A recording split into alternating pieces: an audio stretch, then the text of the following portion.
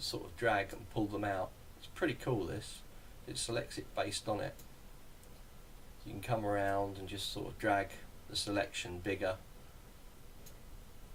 or you can press the Alt key here and just drag the selection back. I don't use this much, but it is quite good. You can really begin to drag this selection in. So play around with those so you basically know what they're for. Right, okay, next tool, deselect. So Control D to deselect, or let me show you the select, deselect.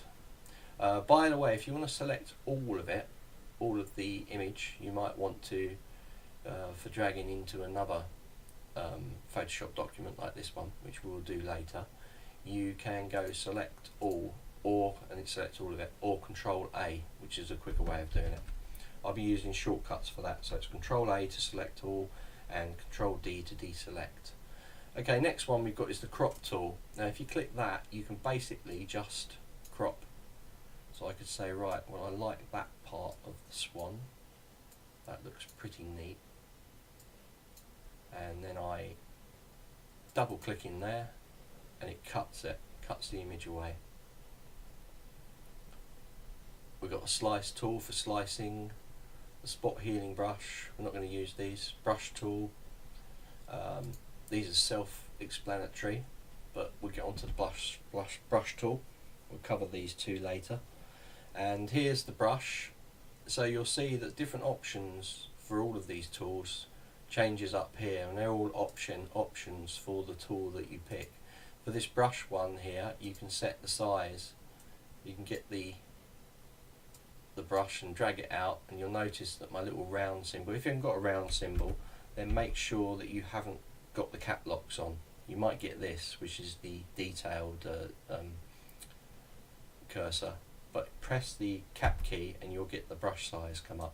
So if I turn it this, it's going to get size there. Now hardness is how sharp it is, so if I do this, there's a little bit of soft feathering there. But if I bring the hardness right down and do another one, it's even softer. And then I'll bring the hardness right up. And so a lot of control there. I would say with the brush tool as well that we've got the sizes set here, which is one size, which is good. But if you've got a graphics tablet, it's pressure sensitive. So as you drag it over, you'll be able to get thinner lines and thicker lines with more of the pressure that you apply to it. Let me just reverse that and show you. I'm using a graphics tablet now. It's got the hard setting, but you can see the more pressure I apply, or the less, the thinner you're going to get. So this is a really good tool to use.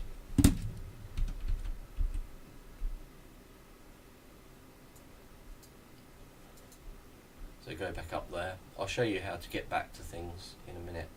Now this one is the, we've got pencil tool. There's other ones in here. Just play around with these. This draws like a thin line, but you again it's based on a pixel. But if I change the pixel size, bring this up, then it's much bigger, and it will give you a straight pencil type feel to it. Okay, colour replacement tool, play around with that as well. You can replace colours with that, don't really use that much. The clone tool here, this is great, this tool, because depending on the size of the brush, it will clone certain areas. So say I want to put his eye on his beak. What I do is press the Alt key to start your copy area. So I've put it right in the middle of the eye, press the Alt key. Now I've pressed once on my left mouse. Now I'm going to bring it over here and I'm going to start to draw. And if you look, you can see that round the eye area there's a little another cursor, and that shows you the area that you're replacing. So I could come along here and put the beak put the eye into the beak area. Or I could come over here, need to select it again, and I could do a duplicate copy of that bird over in this corner. Put two together, like this. So very quickly you can produce a mirror image of that. Or of course I could, if I wanted to, just duplicate this layer. So I'm going to, you can't see it there, it's going out of the YouTube. We come in here and duplicate layer, and it will duplicate my background. It's giving me two birds. You can't see a difference, but if I move things you'll see that there's a bird underneath. So then I could go around with my selection area, my magic wand. I could select that area, cut it out, deselect, doing this quickly, and moving back, and then suddenly you've got two swans there. Obviously there's the eraser down there, you'd erase this area, and then magically you've got two swans. You'd probably want to come in here and blur that, go to filter, blur, Gaussian blur, just because he's behind him. So there you go, very quickly to do these effects. Again, we'll be covering all this, so I know I'm rushing through it, but gives you an idea. So here we go. That's the clone tool. There's a pattern clone tool. Make sure you can create your own patterns, put them in there.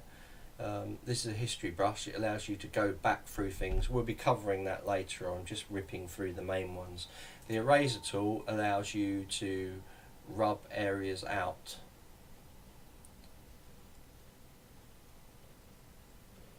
And although it's putting black in there, it's because my background's that colour.